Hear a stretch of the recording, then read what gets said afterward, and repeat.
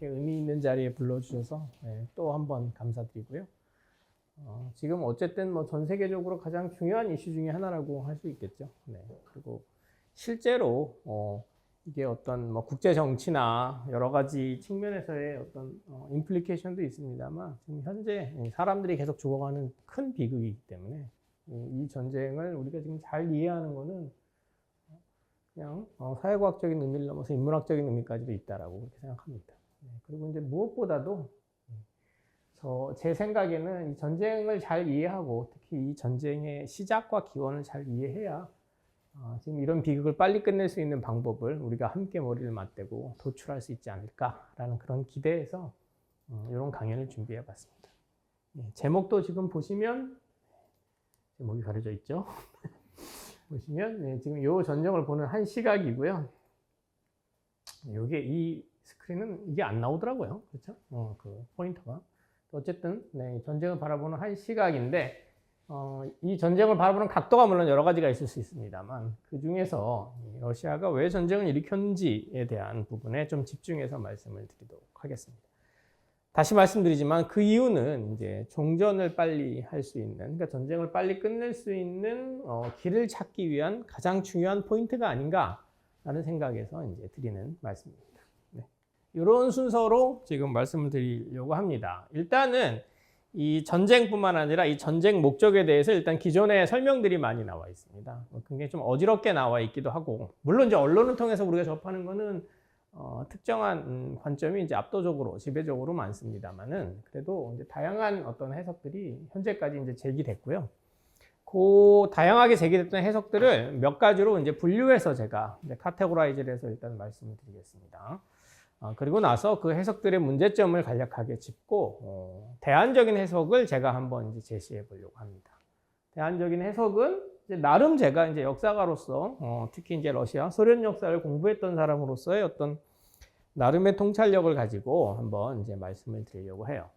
즉 다른 이제 현재 국제 정치 전문가나 또는 러시아 지역 전문가 또는 언론인 이런 분들과는 조금은 시각이나 또는 방법론이 다를 수 있는 그런 부분, 그런 차원에서 전쟁의 기원을 말씀드리겠습니다.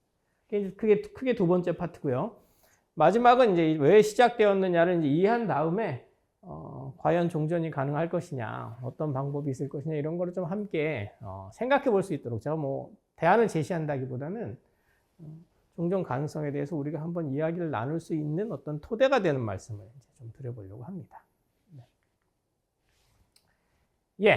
여러 가지 해석이 있다고 말씀드렸는데 크게 두 가지로 분류할 수 있습니다. 전쟁이 왜 일어났냐면요. 첫 번째 해석은 러시아의 공세적인 팽창이라는 어떤 표현으로 정리될 수 있는 것인데요. 전쟁이 왜 일어났냐? 그럼 아주 쉽게 러시아가 지금 공세적으로 팽창을 하려고 하는 의도를 갖고 있기 때문에 특히 현재 러시아의 정치 지도부가 그런 의사가 분명하기 때문에 전쟁이 일어났다라고 보는 것이죠. 뭐 언론을 통해서 가장 많이 접할 수 있는 것이고 해석이고 또 나름대로 당연히 설득력도 있고요. 왜냐하면 러시아가 침략국인 건 분명하기 때문에 이 나라의 공세적인 팽창이 전쟁의 기원이다 라고 볼 수 있는 여지는 충분히 있는 거죠. 근데 이제 다만 조금 자세하게 들여다보면은 이 공세적 팽창이라는 해석에도 두 가지 갈래가 있습니다. 첫 번째는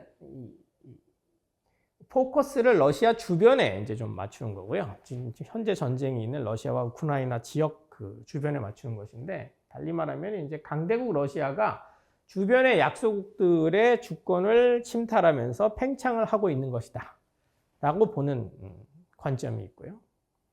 공세적인 팽창이지만 요거보다는 조금 더 넓게 해석하는 그런 흐름도 있습니다. 그 두 번째 해석은 러시아가 주변국들을 침탈하는 수준이 아니라 미국 중심의 국제 질서에 대해서 근본적인 도전을 하고 있는 것이다.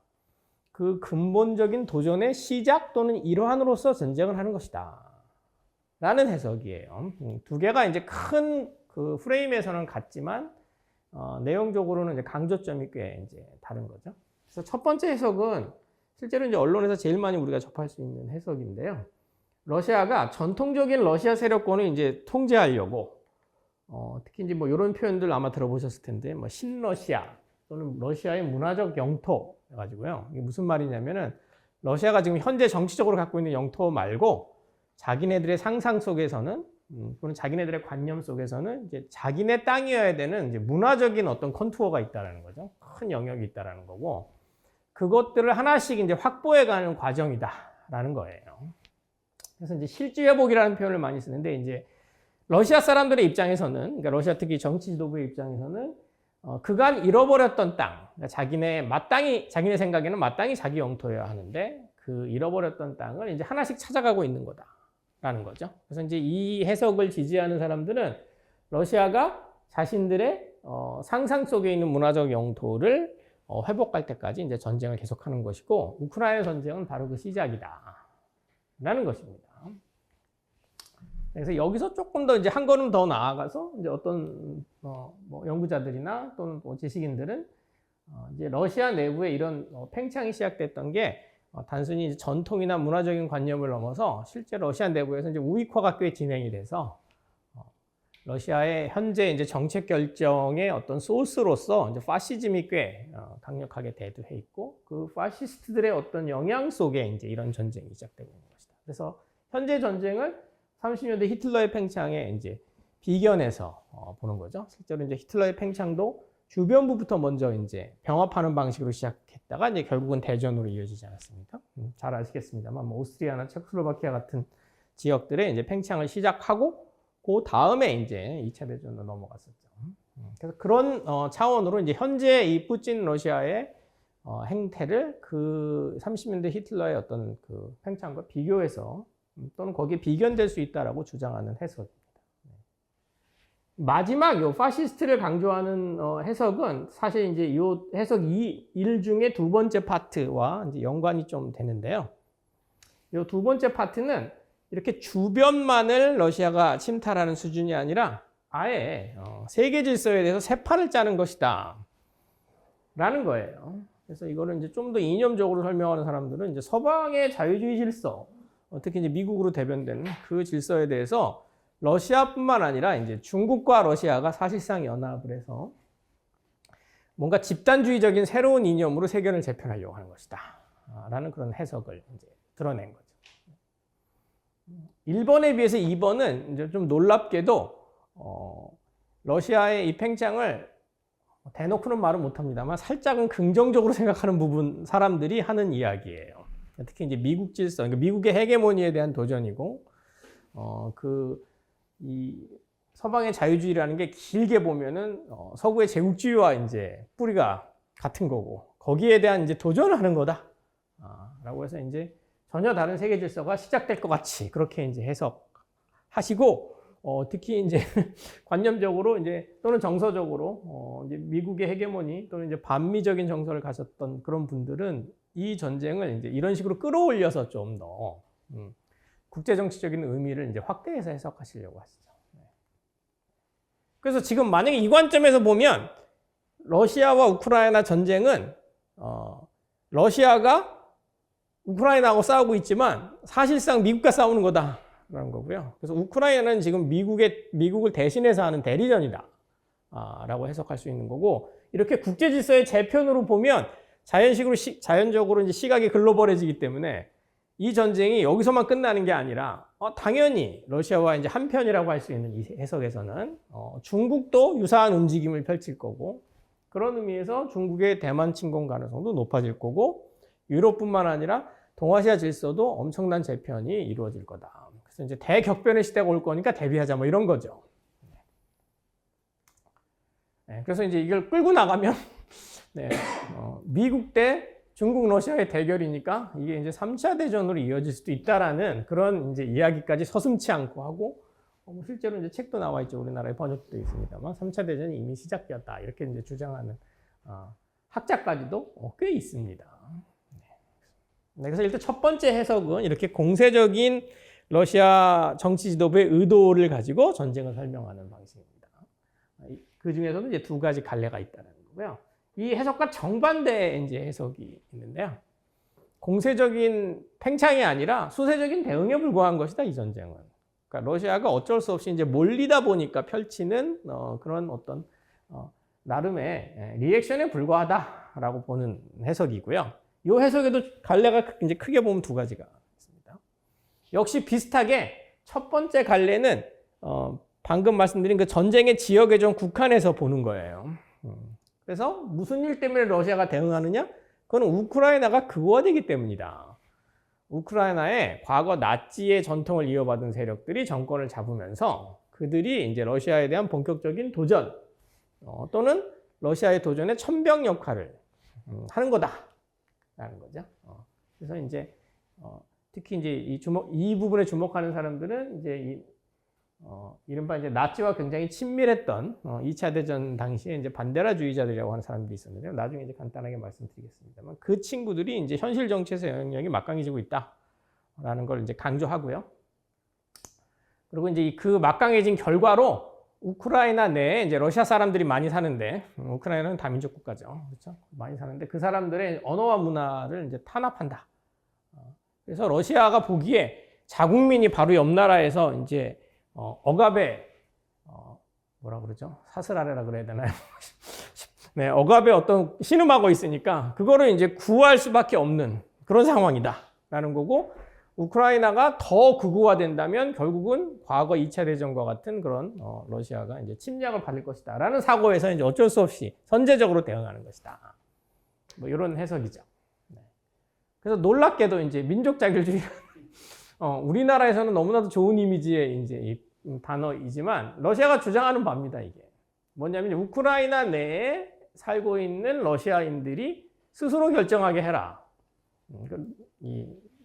이 해석의 주장에 따르면은 그렇게 해야 되는 거고 그걸 못하는 상황이다 지금 이 우파의 성장 때문에요. 우크라이나 내에. 그래서 그거를 러시아가 나름 구원하는 것은 정당하다. 뭐 이런 해석인 것이죠. 실제로 이게 이제 사실상 현재 러시아 국가의 공식 해석이기도 합니다. 이 전쟁의 원인에 대해서요. 놀랍게도 아주 적지는 않은 서방의 지식인들도 이렇게 생각하시는 분들도 국내에도 좀 있어요. 제가 알고 있게. 두 번째는 이제 수세적 대응을 역시 좀 더 크게 보는 거죠. 큰 각도에서 보는 거죠. 큰 구도에서. 이렇게 우크라이나에서의 나치가 뭐 생기고 뭐 이런 차원이 아니라 미국의 거대 세계 전략 속에서 나토가 계속해서 동쪽으로 이제 진출하고 있는 그 상황. 거기에 대해서 러시아가 이제 안보 위기를 느끼면서 대응하는 것이다라고 하는 게 이제 두 번째 해석입니다.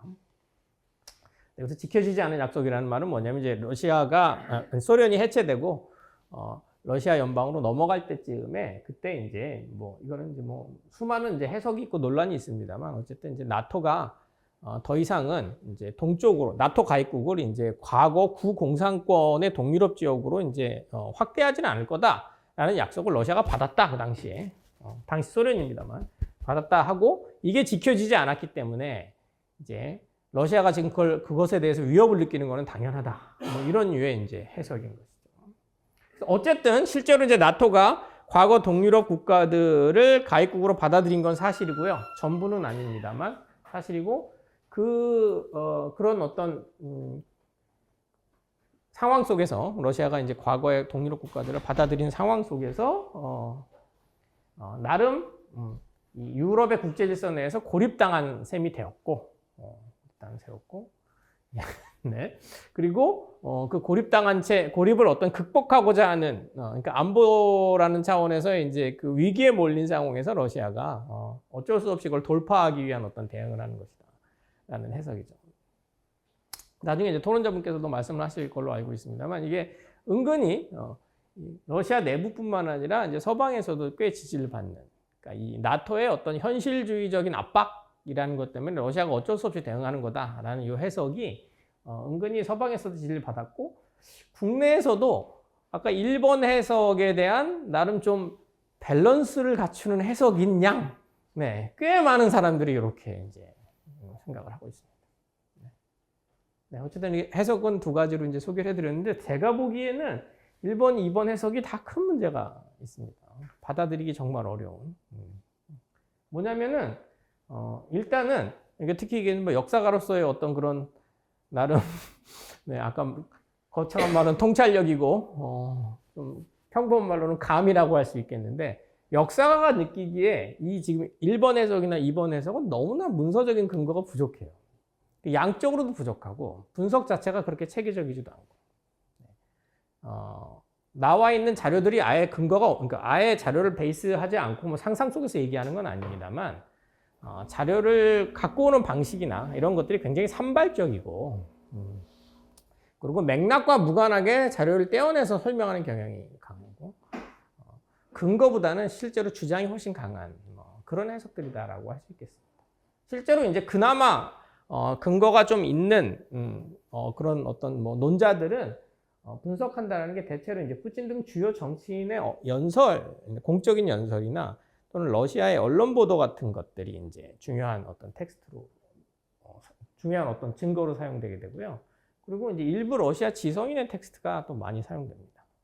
일부 러시아 지성인 중에 이제 별 사람이 다 있는데, 아까 말씀드린 어떤 문화적인 영토니 뭐 실지 회복이니 이런 얘기를 하는 지성인들이 꽤 있는데요. 그런 사람들의 텍스트를 갖고 와서 여기서 이렇게 써 있고 이 사람들이 러시아의 정치 지도부와 퍼스널한 커넥션이 있다. 그러면 이것은 결국 러시아의 그 모티베이션을 보여주는 것이냐, 모티브를 보여주는 것이 아니냐, 뭐 이런 류의 설명들이 굉장히 많고, 그 텍스트를 제시하는 것만으로 마치 근거인 양 그렇게 이제 설명하기도 한다라는 거죠.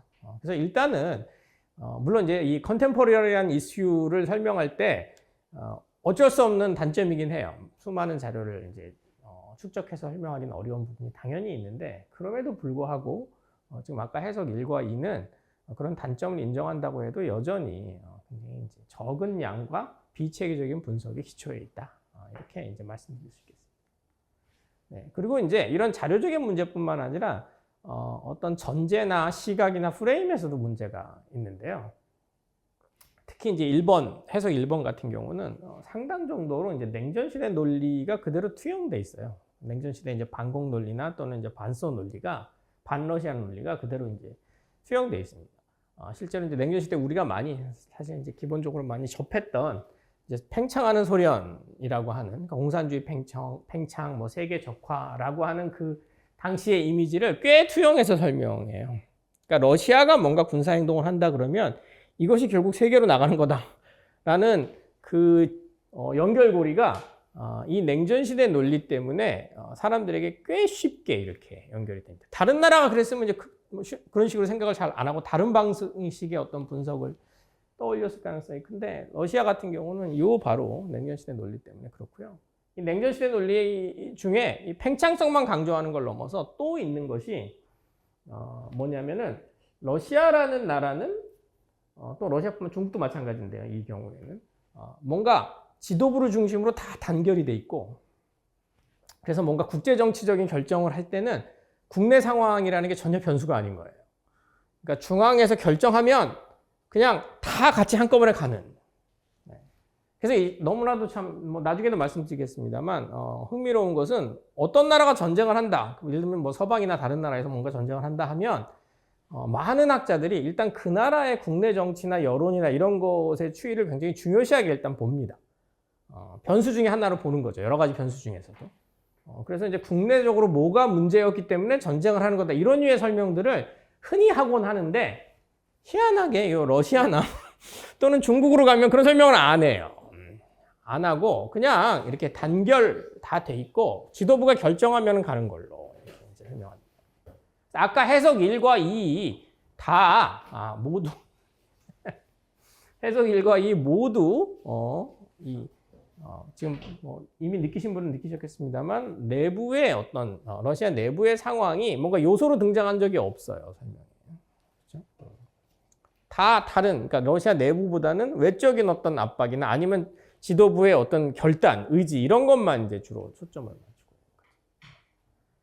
예, 그리고 이제 1번 설명의 또 중요한 한계는 너무나도 자명한 사실인데, 러시아가 단 한 번도 미국 중심의 질서, 뭐 많이들 세계화라고 불렀던 요거에 대해서 본격적으로 거부한 사실이 없어요.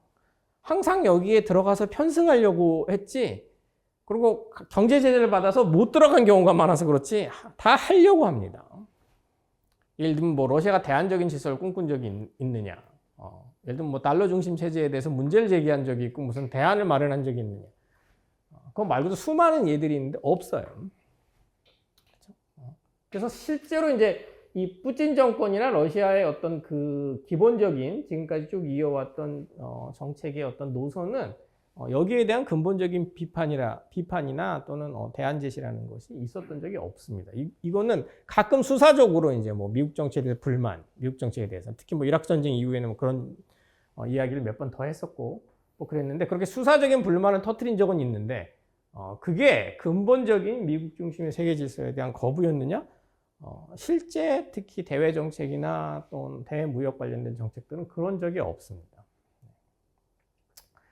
사실 뭐 어제 당장 이제 엊그제 이슈가 된 일인데 지금 뭐 푸틴과 김정은이 만났다 그래서 어쩌고저쩌고 하는데 많은 분들이 이제 좀 놀랄 만한 정보라고 해야 되나? 너무 당연한 것이지만 몰랐고 생각을 안 해봤던 거 뭐죠? 만났더니 러시아가 대북 경제 제재를 풀 거다 이렇게 얘기했다 그러잖아요. 더 핵심적인 어떤 사실은 러시아도 대북 경제 제재에 참여하고 있었다는 거죠. 꽤 적극적으로 참여하고 있었어요. 러시아 같은 경우에 중국보다 훨씬 더. 그거는 사실은 이거 바로 보여주는 거죠. 미국 중심의 어떤 체제에 대해서 러시아가 무슨 독자적으로 뭘 하려고 하는 생각? 예전부터 나름 우방이라고 했었던 북한과의 관계에서도 큰 서방 중심의 어떤 시스템을 따라가려고 하는 게 훨씬 더 중요한 어떤 그런 요소들이었다라는 겁니다. 네. 해석 2는 더 큰 문제가 정말 엄청난 문제가 많은데 일단 우크라이나 내에 나치 세력의 한계가 뚜렷해요. 그러니까 거리에서 이 극우들이 막 난리치고 뭘 하는 거는 물론 이제 인상적으로 보일 수도 있고 특히 우크라이나 서부는 조금 더 강하죠. 그런 부분이요. 그렇지만 뭐 총선이나 뭐 이렇게 선거를 했을 때 2% 이상의 득표를 한 적이 거의 없고 현실 정치에서 중요한 역할을 한 적도 별로 없으며 그리고 이 동유럽 국가 전체를 봤을 때 그러니까 과거 이제 공산권이었다가 지금 바뀐 나라들 전체를 봤을 때 우크라이나가 그나마 극우들을 제일 잘 제어한 나라예요. 다른 나라는 훨씬 극우가 득세고 너무나도 흥미롭게도 러시아보다 훨씬 잘했어요. 우크라이나가 극우 세력의 어떤 득세나 이런 걸 막은 거는. 그래서 이거는 정말로 이제 그 일면만인 거고 실제 러시아의 어떤 전쟁 프로파간다에 불과한 것인데 은근히 이제 아까도 말씀드린 많은 지지를 받았다 그랬고 그리고 이 나토 동진에 대한 어떤 대응이다라고 말하기가 쉽지 않은 거는 이 나토 동진에 대해서 러시아가 일관적인 입장을 쭉 지속해서 제시했느냐 그렇지 않았어요. 그러니까 즉 동유럽 국가들이 나토를 가입할 때마다 러시아의 반응은 꽤 케이스 바이 케이스였고요.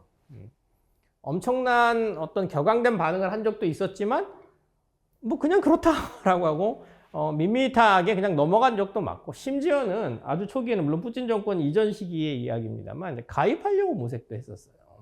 실제로 이제 그 대화의 기간도 꽤 길었고요. 결국은 이제 잘 안 되긴 했습니다만 그게 뭐 엄청난 결렬이었느냐 그렇지는 않습니다. 그래서 이 부분은 특히 이제 뭐 어떻게 보면 역사가의 어떤 저 같은 역사가가 좀 중요시해서 볼 수 있는 부분인데 좀 장기적인 차원에서 러시아가 대나토 정책이 어땠는지를 쭉 좀 체계적으로 봐야 하는데 지금 최근에 요 나토 동진 설명들은 그렇지 않아요. 아주 최근 자료들만 가지고 그러니까 러시아가 나토 동진에 대해서 진짜 민감해졌을 아주 최근 자료만 가지고 이제 주로 얘기를 합니다. 조금 이따가 그 얘기까지 이제 해드리도록 하겠습니다. 그래서 해석 3이 이제 저의 해석입니다. 그래서 나름 1번과 2번과는 다른 전쟁 목적에 대해서 체계적으로 접근하겠다라는 거죠. 어떻게? 아쉽게도 저도 자료가 별로 없어요. 왜냐하면 이제 아까도 말씀드린 컨템포러리한 이슈니까 러시아 내부 문서나 또는 뭐 이제 진짜 그 하이폴리틱에서나 이제 우리가 찾을 수 있는 그런 류의 좀 기밀 문서 같은 거는 현재는 볼 수 없죠. 그건 나중에 뭐 30년이나 아니면 한참 더 이후의 역사가들의 어떤 몫이고요. 근데 지금 현재는 그것까지는 당연히 볼 수가 없어서 유사하게 아까 말씀드린 것처럼 지도부의 어떤 대외 관계에 관련된 성명이나 표현들 또는 언급들 또는 언론의 보도 이런 식의 어떤 자료를 사용할 수밖에 없습니다. 그거는 저도 마찬가지입니다. 아까 제가 막 타박스럽게 말했지만. 근데 이제 다만 그거를 이렇게 장기적이고 훨씬 면밀하고 그리고 아까 말씀드린 냉전 시대의 반공 논리하고는 상관없이 훨씬 더 객관적으로 이제 접근해야 된다는 거죠. 오늘날의 러시아는 예전의 소련이 아니고 러시아라는 나라는 말씀드렸듯이 항상 모든 국민이 단결되어 있는 나라도 아니고 또는 중앙이 모든 국민을 다 통제하는 나라도 아니에요. 21세기의 수많은 국가들의 어떤 기본적인 패턴을 꽤 따르는 국가고 거기에 꽤 이제 우익 세력이 좀 정권을 잡고 있는 그런 나라죠. 제가 자주 하는 얘기입니다만 만약에 헝가리에 오르반이 전쟁을 일으켰다 그러면 이런 식으로 분석을 안 했을 거예요. 아마 지금 아까 1, 2번 해석같이 뭐 마자르족의 뭐를 꿈꾸며 무슨 뭐 문화적인 영토를 했다 이런 식으로 설명을 아무도 안 했을 거란 말입니다. 근데 러시아는 왜 하느냐? 네, 아까 말씀드린 그런 편견 때문이거든요. 그래서 그런 거를 이제 객관적으로 좀 접근해 보겠다는 뜻입니다. 그래서 미리 이제 말씀을 드리면 이런 저의 나름의 구분되는 방법론을 가지고 본 결과 대체로 이런 결론을 이제 미리 실론적으로 내릴 수가 있는데요. 나토의 팽창 자체가 러시아의 전쟁을 유발한 건 아니다라는 겁니다. 왜냐하면 이 나토 팽창의 수많은 케이스 중에 러시아가 격앙적으로 반응을 안 한 케이스도 너무 많기 때문에.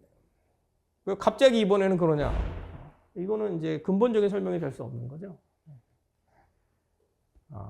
여기가 중요한 포인트죠. 나토 팽창과 이른바 민주화 시위, 주변국의 민주화 시위, 그리고 그것이 정권의 위협으로 연결된다라는 사실을 깨달았을 때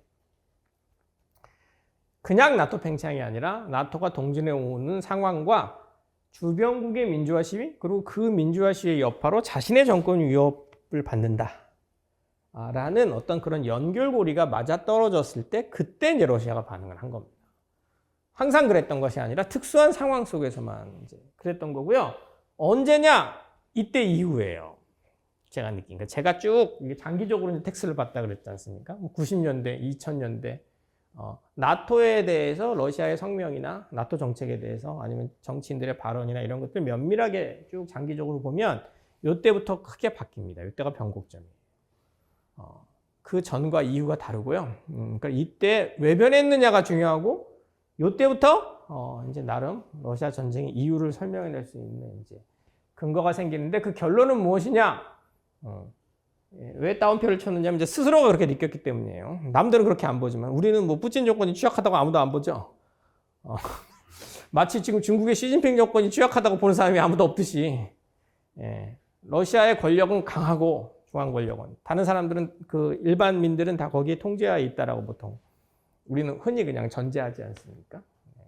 근데 이제 푸틴 정권은 스스로 그렇게 느끼지 않았다는 겁니다.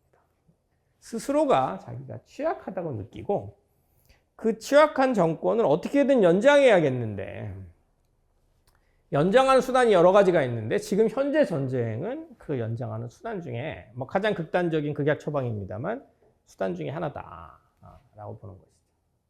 그래서 제가 느끼기에는 러시아 국내 정치 상황 그리고 그 정치 상황을 인식한 지도부 그리고 거기에 더해서 일정 정도 지도부가 느끼는 대외적인 압박 이런 것들이 이제 연결됐을 때 그때 이제 비로소 이제 전쟁이 가능했던 거고 그러면서 이 친구들이 친구들이라고 쓰기 싫네요. 네. 이 인간들이 네, 권력 유지 특히 정권의 어떤 연장이라는 차원에서 이제 전쟁을 시작한 거다. 네. 제가 이제 이 강연을 준비한 이후에 우연히 그 하라리의 책을 전혀 다른 이유로 이제 읽었었는데, 유발 하라리요. 이 전쟁이 시작되기도 한참 전, 몇 년 전에, 그 사람이 그런 얘기를 썼더라고요. 제가 좋아하는 역사가는 아닙니다만, 그 사람이 그냥 다른 입장에서, 그 당시에 러시아, 한 지금 뭐, 20년대 이전쯤이죠. 10년대 말쯤에 러시아에 대해서 이렇게 좀 한 몇 페이지 할애해서 썼어요. 근데 뭐라 그랬느냐? 흥미로운 통찰이었다고 저도 이제 이미 그렇게 생각했었습니다만 그 친구도 그런 생각을 했더라는 거죠. 다른 학자들은 별로, 러시아 전문가들은 그런 얘기를 안 하는데 하라리가 뭐라 그랬냐면은 이런 류의 정권은, 러시아류의 정권은 정권 연장을 위해서 어떤 방안이든지 만들어낸다. 그것이 전쟁이 될 수도 있다. 라고 했어요. 이 전쟁이 일어나기 한참 전에 쓴 글인데 저는 꽤 그것이 통찰력이 있다고 생각하고 저도 이제 그런 관점에서 지금 이 전쟁을 바라보는 거죠. 네, 그럼 이제 지금부터는 지금 제가 요약적으로 말씀드린 내용을 조금 이제 근거를 더해서 조금 더 이제 길게 자세하게 말씀드리겠습니다. 먼저 일단 소련 시대의 나토, 그러니까 소련이 나토를 어떻게 봤는지를 일단 좀 비교하고 넘어가겠습니다. 이거는 제가 소련사 전공자여서 어쩔 수 없이 조금 억울하기 때문에 꼭 한번 왜냐면 이 얘기를 안 하면 그냥 뭐 소련도 똑같았을 것처럼 이제 혹시 오해하실까 봐 말씀드리는데 소련 시대에는 진짜 안보 위협으로 느꼈어요. 나토라는 게. 많은 사람들이 나토 하면은 되게 이미지가 좋은지 몰라도 우리나라 같은 경우에는 냉전 시대에. 사실은 이게 군사 동맹이죠. 그리고 바르샤바 조약기보다 훨씬 더 촘촘한 군사 동맹입니다. 결속력이 강한 군사 동맹이에요. 2차 대전 때 2,700만에 죽은 나라가 불과 몇 년 만에 자기들을 적대적으로 생각하는 군사 동맹이 유럽에서 결성이 된 거죠. 그러니까 당시의 소련 입장에서는 이제 어마어마한 위협입니다. 이게. 미국과 비교했을 때 경제력도 미국이 한 17%밖에 안 되고 소련이라는 그 당시 40년대 후반에요. 그리고 나중에 핵무기를 간신히 따라가긴 했습니다만 한참 따라간 이후에 그러니까 스푸트닉이 발사될 때쯤에도 핵무기의 어떤 그 위력을 비교하면 17대 1 정도의 어떤 차이였어요. 그러니까 그런 식의 엄청난 수세에 있는 나라가 이 나토를 바라보는 건 당연히 위협일 수밖에 없었죠. 이건 항상 포위당했다고 느꼈고요. 그래서 항상 동유럽 문제에 민감했는데 헝가리를 들어간 것도 체코를 들어간 것도 우리가 다 잘 알지 않습니까? 56년에 헝가리 들어간 거, 68년에 체코 들어간 것도 다 잘 아는데 보통은 이제 민주화를 하려는 나라를 들어가서 탱크로 진압한 거다라고 알고 있습니다만 실제로 소련은 헝가리나 체코슬로바키아의 내정에는 그렇게까지 관심이 없었어요.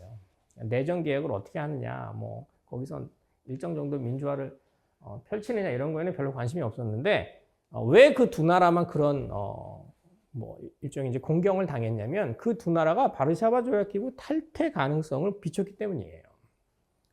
그러니까 유사하게 개혁을 시도했던 폴란드에는 들어가지 않았단 말입니다. 왜 그 차이가 뭐냐? 그럼 폴란드는 대외 정책에서는 바르샤바 조약기구의 뭐 표현을 충성이라고밖에 못하겠는데, 네, 바르샤바 조약기구에 그냥 적극적으로 남는다라고 이제 주장을. 그러니까 확실히 명시적으로 말을 했고 나머지 둘은 그렇지 않았기 때문이었습니다. 그래서 제가 혹시 뭐 오해하실까봐 제가 그렇다고 소련에 부다페스트랑 저기 프라하 간 거를 정당화하는 거는 전혀 아닌데 어떤 느낌이었느냐 소련 지도부가 굉장히 이런 부분에 시큐리티에 민감했었다라는 거죠.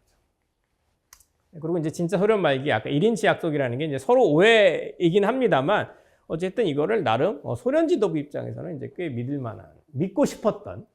1인치 약속이라는 게 나토가 더 이상 동쪽으로는 1인치도 움직이지 않는다라고 하는 그 미국의 국무장관의 이야기인데 그 이야기를 소련 입장에서는 이제 미국은 다른 맥락에서 말했다고 해요. 그리고 꽤 설득력이 있고요. 근데 그렇지만 소련 입장에서는 붙잡고 싶은 뭐 그런 생각이 충분히 있을 만한 거죠. 그래서 이 얘기는 일종의 서론으로 생각해 주시고요. 지금 오늘날 푸틴의 러시아를 이야기하는 게 아니라 소련 시대에는 나름 이렇게 진짜 안보 위협을 느꼈다라는 겁니다. 이게 이제 이른바 메르카토르 도법으로 우리가 예전 냉전 시대에 자주 보던 세계 지도죠. 이걸 보면 소련이 무지하게 강해 보여요. 소련 진영이 동유럽, 중국까지 다 빨개져가지고 다 빨간물이 흘러내릴 것 같고 막 그렇지 않습니까? 네, 이 메르카토르 도법이라는 게 물론 옛날에 만들어진 도법입니다만 냉전 시대에 활성화됐던 도법입니다. 왜냐하면 북이가 올라가면 올라가서 더 커 보이고 더 세 보여요. 실제 영토보다는요. 근데 이걸 보면은 진짜 이게 공산주의 팽창이라고 보이시죠? 네. 이제 냉전에 실제는 이랬어요. 네. 실제는 이제 아까 똑같은데 이게 좀 보시면은 오히려 소련이 고립됐다는 게 잘 보이죠? 네. 실제로 여기 쭉 이 소련 중국 아래쪽까지 이렇게 국경 쭉 따라서 미군의 기지들이 군사 기지들이 다 들어오게 돼요. 그리고 60년대 초까지 소련은 미국을 직접 타격할 수 없었어요. 기술력으로. 네. 근데 이제 미국은 밑에 기지들이 다 있으니까 네, 소련을 직접 타격하죠. 네. 하여튼 그렇게 이제 이 시대는 그랬다. 라는데 이게 본론이에요. 네. 하지만 러시아 연맹은 소련과 달랐다 이겁니다. 이거를 그대로 이렇게 프로젝션에 와서 생각하면 안 돼요. 특히 이제 나토 동진이 문제다라고 주장하는 학자들이 좀 이걸 프로젝션에 와서 그대로 생각하는데 그렇지 않습니다. 네. 특별한 안보 위협으로 본 적이 없습니다. 특히 90년대에는 더더욱이요. 그리고 이제 가입도 모색했다고 아까 말씀드렸죠. 많이들 이제 얘기하는 게 99년에 이제 나토 군대가 이 당시 세르비아 내전 시기에 이제 베오그라드를 폭격하죠. 유고슬라비아에. 이거를 이제 소련이 나토의 위협으로 느낀 어떤 시작점, 시발점으로 생각해서 이거부터 99년부터 쭉 소련은 나토에 대해서 이제 안보 위기를 소련이래네요. 러시아는 99년부터 쭉 안보 위기를 느꼈다라고 많이들 설명합니다. 근데 그렇지 않았어요. 99년 당시에 폭격을 했을 때 물론 이제 러시아와 사전협의 왜 안 했느냐라는 이제 불만을 제기는 했는데 이 사건을 나토군의 동진이고 그것이 이제 러시아에 직접적인 위협이 된다라고 느끼지는 않았습니다. 당시 텍스트를 암만 읽어봐도 그런 류의 표현은 없어요. 90년대 잘 아시겠습니다만 미국의 일방주의가 판치던 시절이죠. 국제 무대에서. 미국이 웬만한 거 결정할 때 러시아나 뭐 다른 나라랑 협의 안 합니다. 미국 입장에서는 자연스럽게 그렇게 한 건데 러시아는 냉전 때 자기하고는 뭔가 좀 얘기했던 것 같은데 이제 그러니까 소련이 아니라 러시아 되니까 우리랑은 협의를 안 하는구나 라고 생각하면서 이제 굉장히 나름의 이제 기분이 나쁘고 이제 일종의 이제 프라이드의 문제였었죠. 문제가 됐었죠. 근데 그럼에도 불구하고 절대로 이게 자국의 안보 문제와 연결돼서 이 사건을 바라보지 않았습니다. 이걸 지금 말씀드린 이유는 이게 이제 아까 말씀드렸던 2011년, 12년의 변화 이후에 재해석됩니다. 러시아 내에서 이 사건이요. 그래서 미리 좀 말씀드립니다. 2000년에 이제 푸틴 행정부가 출범했죠. 많이들 잊혀졌습니다만 푸틴이 왜 대통령이 될 수 있었느냐? 완전 예스맨처럼 보였기 때문이에요. 될 때는 뭐 처음부터 강한 인상 무슨 뭐 독자 뭐 어쩌고 전혀 아니고요. 특히 이제 옐친 행정부가 보기에 가장 예스맨처럼 보인 사람이어서 선택했는데 이제 되고 나서 이제 사람이 좀 바뀌긴 한 거죠. 바뀌어서 국내 정치에서는 또 꽤 어떤 나름의 이제 뭐 좋은 말로는 추진력이고 나쁜 말로는 약간 또라이적인 모습을 보이는데 그럼에도 불구하고 반서방 노선은 사실상 없었어요. 2000년대에는. 네. 미국과는 이제 항상 좀 잘 지내려고 오히려 노력을 하고 잘 아시겠습니다. 2001년 이제 9/11의 연도 아닙니까? 네. 그 이후에 특히 이제 세계적인 대테러 작전이라고 이제 미국이 펼쳤던 게 이제 정당한 부분도 물론 있지만 정말 말도 안 되는 부분도 꽤 많았죠. 네. 러시아 대부분 공조했어요, 그거랑. 물론 뭐 영국처럼 완전히 그냥 따라간 건 아니고 나름 자존심을 가끔은 세웠지만 그래도 크게 보면은 다 공조했습니다. 그리고 2000년대 이제 구공산권 국가들이 나토에 꾸준히 가입해요. 이게 이른바 동진이죠. 그때마다 강력한 반대를 한 케이스는 거의 없어요. 그냥 유감표명도 우리랑 먼저 좀 얘기했으면 좋지 않느냐. 우리도 그 나토 가입할 때 뭔가 그 프레임 안에 있었으면, 그러니까 그 논의의 프레임 안에 있었으면 좋지 않느냐. 이런 정도의 얘기예요. 뭐라고 하기도 어려웠던 게 뭐냐면 가입이 뭐 미국의 무슨 압력이나 압박에 의해서 한 것도 아니고 다 자발적으로 가입했고 동료 국가들이 그 다음에 중요한 거는 가입할 때 러시아가 무서워서 가입합니다. 이런 뉘앙스가 전혀 아니었다 이겁니다. 예를 들면 동유럽이 국가들이 나토에 가입할 때 우리 지난 러시아의 압제가 너무 싫어서 이제 미국에 붙습니다. 이런 식의 뉘앙스가 전혀 아니에요. 나토 가입은. 미국도 사실 그걸 의도한 게 아니고요. 유로피안 시큐리티라는 거를 크게 미국이 생각하는 과정에서 이제 동유럽의 국가들 중에 자격이 된다라고 생각하는 국가들을 하나씩 받아들였던 건데 물론 이제 러시아는 아까도 말씀드린 기분이 나쁠 수는 있죠. 그렇지만 이 시대까지는 전혀 안보 위협으로 바라보지 않았다. 이렇게 이제 쭉 가입하고요. 이제 최근까지 이제 가입이 계속 있었죠. 네, 그러다가 2008년에 이제 러시아 조지아 전쟁이 있었습니다. 네, 이것도 이제 회고적으로 보자면 아까 그 나토 동진론이 전쟁의 원인이다. 동진이 전쟁의 원인이다 주장하는 그런 이론에 그런 논의들에 많이 근거가 되는데 이것도 나토 확장에 대해서 러시아가 이때 대응하고 이게 시작이고 여기서는 규모가 좀 작았지만 그 다음에 이제 우크라이나 전쟁에서 이제 더 본격화된 거다. 이런 식으로 이제 설명을 많이 하는데 전혀 그렇지 않았어요. 이 러시아 조지아 전쟁은 나토 확장하고는 사실상 관련이 없었습니다. 왜 그렇게 많이들 해석했냐면요. 이 전쟁 바로 직전 연도에 2007년에 이제 푸틴이 유럽 정상들이 모인 뮌헨에 가서 연설을 이제 하는데 꽤 용기 있게 미국을 비판해요. 이때 2007년에. 지금 유튜브에도 다 올라와 있으니까 또 영어 자막도 있으니까 다 보실 수는 있는데 이거 꽤 용기 있게 미국을 비판했을 때 미국 언론이 난리가 났었어요.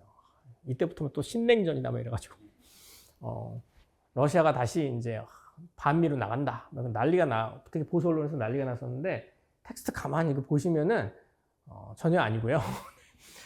미국에 반대한다 뭐 이런 차원 수준이 아니라 미국이 너무 일방적으로 결정하는 것 같다. 국제 문제를 너무 혼자 결정하는 것 같다라고 하고 뭐라 그러냐? 우리 유럽도 표현이 이래. 우리 유럽도 뭔가 그 논의 구조에 들어가야 되지 않느냐. 뭐 그런 얘기예요. 그러니까 달리 말하면 아까 말씀드렸던 그 90년대부터 이어져 왔던 미국의 어떤 독자적인 결정, 국제 문제에서 거기에 대해서 유럽 전체가 목소리를 좀 내자. 그거를 공조해보자. 뭐 이런 정도의 수준의 이야기입니다. 근데 이제 2007년이면 잘 아시겠습니다만 이라크 전쟁 직후 아닙니까? 네, 전 세계 모든 전쟁이 말도 안 됩니다만 그 전쟁은 정말 더 말도 안 되는 전쟁이었잖아요. 이제 시작했던 그 원인이라는 게 미국의 일방주의가 그래서 문제다. 라고 이제 얘기했던 것에 불과했어요. 그러니까 이제 이 두 가지 다 보시면은 이 2008년의 전쟁이라는 게 뭐 반서방적인 차원에서 러시아가 전쟁을 한 것도 아니고요. 이거는 그야말로 지역 문제에 해당되는 그런 전쟁이었다는 거죠. 말씀드렸듯이 이렇습니다. 나토 확장이 주 문제가 전혀 아니고 유엔 연설도 일방주의 관행에 대한 유럽의 비판에 불과했다라는 거죠. 근데 가장 결정적인 증거가 뭐냐? 이건 학자들이 대부분 얘기 안 하는 건데 너무나도 중요한 부분이죠. 2008년 조지아 전쟁 이후에 2009년에 알바니아하고 크로아티아가 나토에 가입해요. 물론 크로아티아하고 관계는 좀 애매합니다만 알바니아는 그래도 물론 이제 알바니아도 복잡한 전사가 있죠. 너무 중국파였기 때문에 유럽에서 유일하게 그래서 복잡한 전세가 있지만 그래도 넓은 의미의 이제 러시아가 과거부터 우방으로 느끼던 나라들입니다. 나토를 2009년에 가입하는데 이때 러시아 반응이 별로 없어요. 격앙된 반응 전혀 없고. 그냥 그러는구나 라고 합니다. 만약에 조지아 전쟁이 나토 확장에 대한 발끈이었으면 여기서도 당연히 이제 오히려 더 조지아보다 훨씬 더 사실은 더 발끈할 만하죠. 근데 그렇지 않았다는 거죠. 자, 이때까지는 지금 정리를 해드리면 나토 확장을 그냥 러시아에 대한 존중 수준으로만 받아들이고 우리랑 사전 논의해라. 우리도 과거의 슈퍼파워였다라는 것을 그냥 국제사회에 계속 제시하고요. 실제 이거를 뭐 자존심 문제로 느꼈다기보다는 국내 표하고 관계가 있었어요. 이런 게요. 그러니까 푸틴의 이제 정권에서 자기네가 이제 푸틴이 사실은 이제 인기가 있어지는 이유도 옐친 때보다는 훨씬 서방에 대해서 이제 할 말을 한다. 뭐 이런 차원이 이제 국내에서 인기를 가져오게 만든 소스였단 말입니다. 그러니까 그런 정도 수준에서 이제 이야기를 하는 거에 불과했고요. 나토 확장이 국가 안보 문제는 전혀 아니었다라는 거죠. 그러다가 이제 드디어 2011년경에 이제 변화가 있게 됩니다. 2011년에 이제 너무나도 중요한 사건이 두 개가 이제 러시아 입장에서는 이제 일어나게 되었는데요. 요거죠. 2011년에 이제 이른바 이제 북아프리카 쪽을 중심으로 퍼졌던 아랍의 봄이라는 거죠. 그 북아프리카 쪽에 넓은 의미의 민주화 운동의 어떤 그런 무브먼트죠. 그래서 국경을 넘어서 계속해서 그게 번져갔던. 그 중에서 이제 하이라이트는 단연 리비아 사태였고요. 국내 언론은 뭐 이집트 쪽이 더 많이 보도됐던 기억입니다. 리비아 사태가 이제 가장 중요했고, 요 2011년 말에 러시아에서 이른바 눈꽃 혁명이라고 하는 이제 대대적인 민주화 요구 시위가 있었어요. 굉장히 좀 비교적 예외적인 그런 러시아 그 21세기 역사에서 예외적인 일이었습니다만 어쨌든 있었습니다. 그러니까 두 가지가 이제 동시에 있었고, 요때가 어떤 시기냐? 푸틴 3기가 시작되려고 하는 직전이죠. 푸틴 3기가 이제 13년부터 이제 본격적으로 시작합니다만, 요거는 뭐 러시아 잘 아시는 분들은 너무 잘 아시는 내용이지만 그래서 간략하게 설명을 해드리면, 푸틴이 1기, 2기까지는 그래도 외관상 민주주의 체제예요. 미국하고 똑같이 4년씩 이렇게 이제 대통령 선거에서 이어가는 그 일반적인 시스템이었고, 재선까지는 아무런 문제가 없지 않습니까? 그런 이제 미국의 모델에 비추어 봤을 때도. 근데 이제 세 번째는 더 하고 싶은데 할 수가 없으니까 우리나라는 과감하게 삼선 개헌했습니다. 네, 푸틴은 그 정도 수준은 안 돼서 자기가 총리로 물러나 있었어요. 물러나 있고 대통령을 다른 사람 앉혔습니다. 네. 그리고 그때 사실은 제가 이제 한참 공부할 때인데 외국에서 논란이 꽤 있었죠. 이 앉힌 대통령이 푸틴의 퍼펫이냐 아니냐. 그리고 얘가 대통령 권력을 가졌으니까 오히려 그 권력 갖고 푸틴을 날릴 거다부터 시작해서 별 썰들이 다 있었는데 이제 다 거짓말로 판명이 되고, 알고 봤더니 그냥 푸틴의 이제 조정은 왜냐면 너무 쉽게 물러나요. 자기가 재선하겠다 할 수도 있는데 너무 쉽게 물러나고, 이제 푸틴이 한판 쉬었으니까 다시 할 수 있다 하면서 나온 게 이제 푸틴 3기예요. 곧 좀 이따가 트럼프가 다시 나올 것처럼 네, 한판 쉬니까 할 수 있다는 것처럼 푸틴이 그게 나오고, 이게 2011년, 12년 넘어갈 때쯤이면은 이제 기정사실처럼 이제 알려지게 됩니다. 아직은 아니지만 이제 그렇게 될 거다 하고 다 알려지게 되고, 그래서 국내외적인 비판을 더해서, 그러니까 국내적인 비판을 더해서 국제적으로도 이게 러시아가 비민주화돼 간다. 엄청난 비판이 있어요. 그래서 이제 당시에 푸틴과 어떤 러시아의 주요 이제 뭐 이런 표현을 쓰긴 좀 애매합니다만 그래도 뭐 최근 학자들이 좀 쓰니까 파워 엘리트들이 보기에 지금 상황이 어떻게 흘러가느냐, 먼 나라에서 일단은 민주화 시위가 있는 거 처음에는 별 신경을 안 썼습니다. 워낙 먼 데서 일어나고. 심지어는 이 리비아 사태 때는 나토군하고 같이 들어가려고도 이제 처음에는 고려를 하거든요. 근데 좀 있다가 이제 반 푸틴 정부, 행정부, 아직은 뭐 행정부는 아닙니다만 어쨌든 어떤 민주화 요구 시위가 있고 국제적으로 자기네 민주주의의 자기네 어떤 체제에 대해서 굉장히 강력한 비판이 이제 드러나더라 이거죠. 그러면서 이제 리비아 사태에서 처음에는 실제로 자기도 들어가려고 그랬는데 가만히 보니까 어떻게 되느냐. 네. 리비아에 오랫동안 이제 정권을 갖고 있었던 카다피가 하루아침에 그냥 이제 무너지고 말죠. 지금도 이때 이제 언론 보도가 기억이 납니다만 이 친구가 그냥 평범한 제3세계 독재자는 아닙니다. 아시는 분들은 다 아시겠습니다만 뭐 나름 제3세계의 영웅이었고 또는 반제국주의 아이콘 중에 하나였어요. 오랫동안 카다피라고 하는. 물론 이제 후반기에 뭐 실정도 있고 문제가 있고 이런 거는 이제 인정을 한다고 하더라도 어쨌든 전 세계 사람들이 보기에 이 카다피라고 하는 지도자는 어마어마하게 큰 정치 지도자예요. 제가 러시아사 전공입니다만 감히 비교를 해볼 건데 이 당시에 제 생각에는 푸틴보다 네임밸류가 더 크다고 볼 수 있어요. 카다피가. 전 세계적으로 봤을 때. 근데 그 엄청난 네임밸류 가지고 굉장히 강한 권력을 가지고 오랫동안 통치했던 것 같은 카다피가 하루아침에 무너졌단 말입니다. 어떻게 무너졌냐? 민주화 시위가 번지더니 그 나라가 내전에 들어가게 되고 내전에 들어가니까 나토군이 들어가서 날렸어요. 러시아에게는 이게 엄청난 반면교사가 이제 러시아라기보다는 이 푸틴 정권에게 엄청난 반면교사가 됩니다. 사실 뭐 푸틴 정권뿐만 아니라 전 세계 독재 국가에 다 엄청난 반면교사가 됐어요. 아마 제 생각에 윗동네도 당연히 아마 엄청나게 이걸 보고 심각한 교훈을 얻었다고 생각했을 것 같고.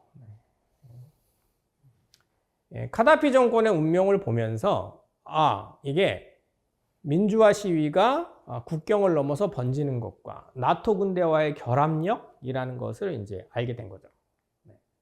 그래서 이제 나름의 포뮬라를 만들었다고. 제가 이제 이거는 이제 자료적으로 완벽하게 확인할 수는 없습니다. 이거는 나름의 제 가설인데 당시의 글들을 읽었을 때 제가 이제 추출해낼 수 있는 차원이에요. 실제로 뭐 진짜 이 하이폴리티크에서 이렇게 말을 했을 수도 있고 뭐 그런 자료가 있으면은 뭐 완벽한 증거이겠습니다만 보통 그렇지는 않죠. 근데 이거는 이제 읽어내야 되는 부분인데 제 생각에는 이때쯤에 이제 푸틴 행정부에서 이 포뮬라를 이해하게 됐다는 거죠. 어떤 국가가 장기 집권에 들어가서 굉장히 비민주적이다라는 비판을 받게 되고, 그렇죠?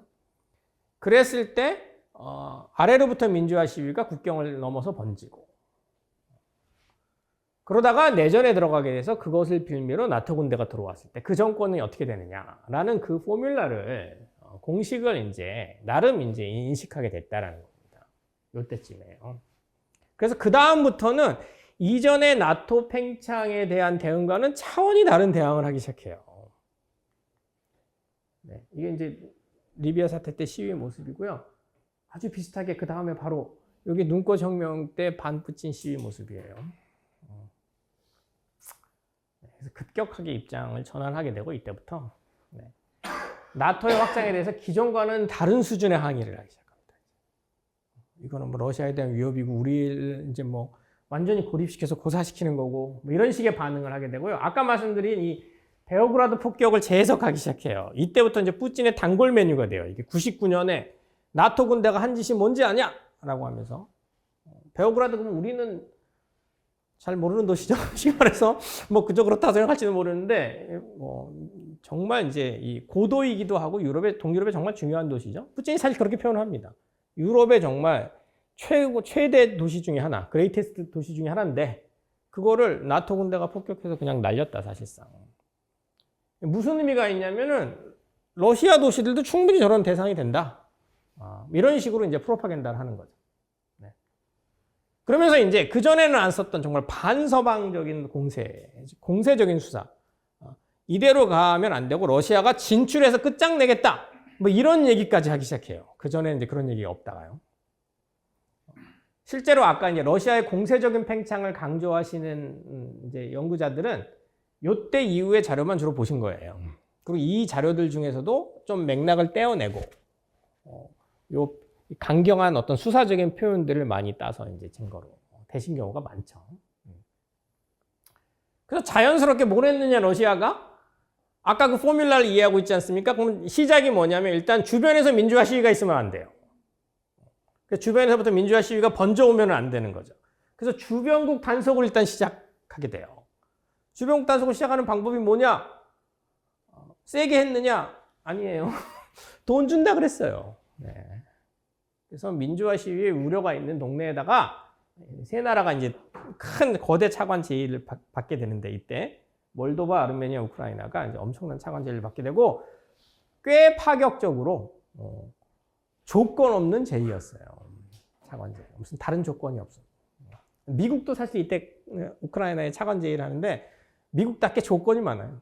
뭘 어떻게 바꿔야 되고 경제 시스템을 어떻게 해야 되고 뭐 민주화 지수를 늘려야 되고 뭐. 근데 이제 러시아는 필요 없다. 그냥 다 준다. 네. 이랬다는 겁니다. 러시아가 착해서 절대 아닌 거죠. 그렇죠? 바로 이런 이유 때문에 이제.